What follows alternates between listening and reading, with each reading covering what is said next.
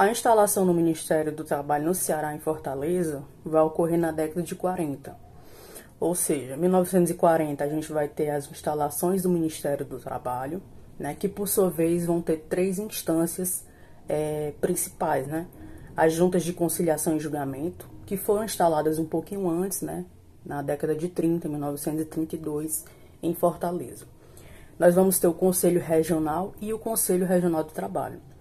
Então, o Conselho Regional do Trabalho, em 1946, ou seja, 6 anos após a instalação do Ministério do Trabalho, ele vai sofrer uma alteração e passa a ser subordinado ao Poder Judiciário, né, no Brasil. Então, nós vamos ter uma demanda maior em relação às reclamações trabalhistas que possam ocorrer na sociedade naquele momento. Então, nós vamos ter uma subordinação do Ministério, dos Conselhos Regionais do Trabalho, que passam a ser tribunais regionais do trabalho. Então, os presentes de ordem trabalhista, eles passam a ter uma maior visibilidade, né, devido às demandas que a classe trabalhadora passa a ter, né, a ter essas demandas sociais que ocorrem pelos conflitos de trabalho. Por sua vez, é importante a gente entender que a instalação da Justiça do Trabalho aqui em Fortaleza tem esse caráter de propiciar uma maior visibilidade da classe trabalhadora. Então, essa nova demanda de ordem trabalhista, ou seja, os conflitos decorrentes de contrato de trabalho, né, na esfera pública, municipal, estadual, passam a ter uma notoriedade muito grande. No Ceará, a gente vai ter uma perspectiva trabalhista, né, também, lógico, decorrente da classe trabalhadora, mas oriunda de uma formação industrial que o Ceará vai ter, que Fortaleza vai ter. Então, a gente entende que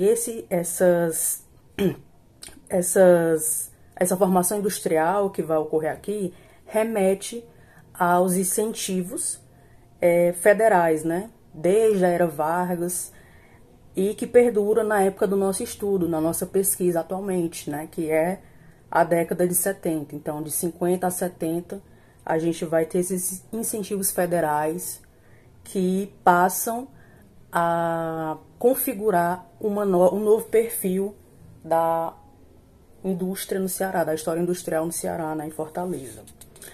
Ao mesmo tempo, a gente vai perceber que existe relações de força, né, no ambiente trabalhista, ou seja, a repressão social marcada pela ditadura militar, que é o período que nós estudamos, né, da década de 70 a 80, então nós vamos entender que existe uma relação de força presente na configuração industrial de Fortaleza. Ou seja, até 1974, né, sob uma perspectiva do governo Médici, né, Médici ele entra no governo de 69 a 74, então a gente vai ter uma configuração sob seu governo de uma aceleração do desenvolvimento econômico. Ao mesmo tempo, aqui no Ceará, em Fortaleza, nós vamos ter essa mesma demanda, né? Ou seja, a mesma lógica no governo de César Caos, onde a gente vai ter um grande avanço industrial cearense, né, fortalezense, também pensando em termos industriais. O que é importante entender é que a década de 70 e 80, ela significa uma maior atitude na sociedade, a atitude da classe trabalhadora, principalmente do movimento têxtil, que é o movimento de trabalhadores que nós estudamos. Então, essa independência significa uma atitude na sociedade. É nesse momento que nós percebemos que começam a existir as problemáticas decorrentes da classe trabalhadora como um todo. Então, nós entendemos que o Ministério do Trabalho ele surge para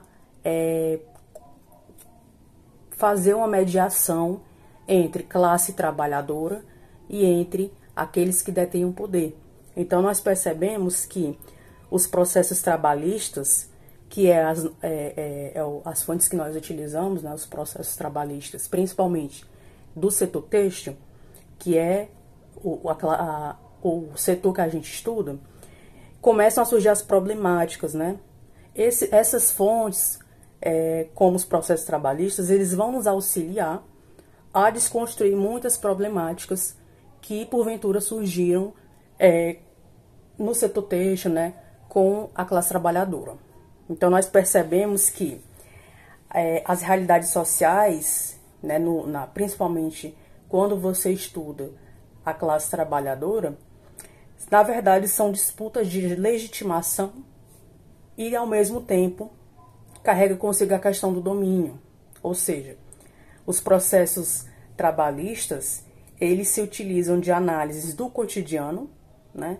Análises que, porventura, passam, quando analisados, a trazer à tona as relações de poder que existem entre aqueles que detêm o poder, principalmente aqueles que têm o poder industrial, e uma classe trabalhadora que doa a sua força de trabalho, né, a sua mão de obra na realização dessas atividades.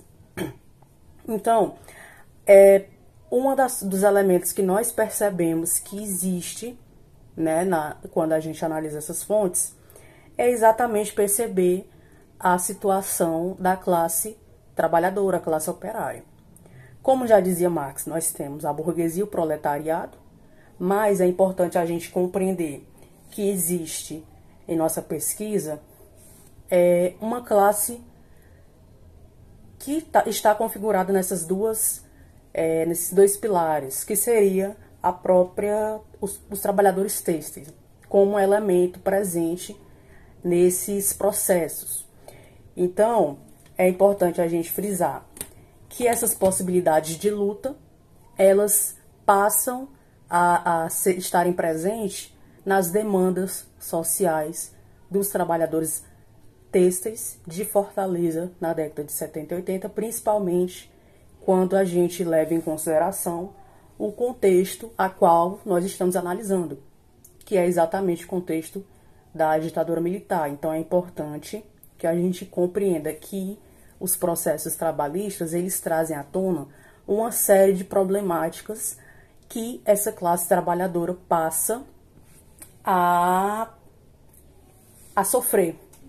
Então, existe principalmente demandas de salariais, demandas, falando de gênero, demandas femininas, problemáticas femininas que existem no cotidiano dessas fábricas em Fortaleza, principalmente porque a classe trabalhadora sofreu um processo de silenciamento.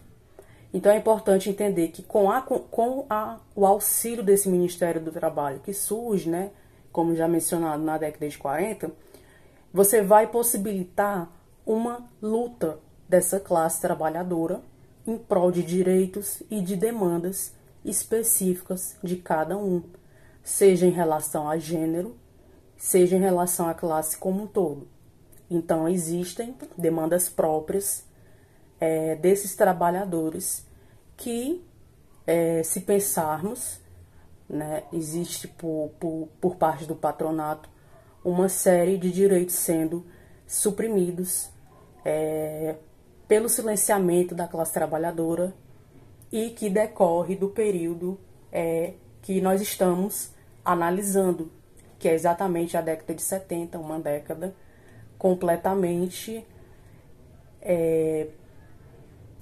silenciada, né, por conta até mesmo do período repressivo que a classe trabalhadora vivia, né, vivenciava, e que essa via jurídica foi uma das opções que a classe trabalhadora encontrou para poder ter voz, né, recorrer, buscar e reivindicar direitos que até então estavam sendo suprimidos e que muitas vezes não estava sendo possibilitado a todos esses trabalhadores.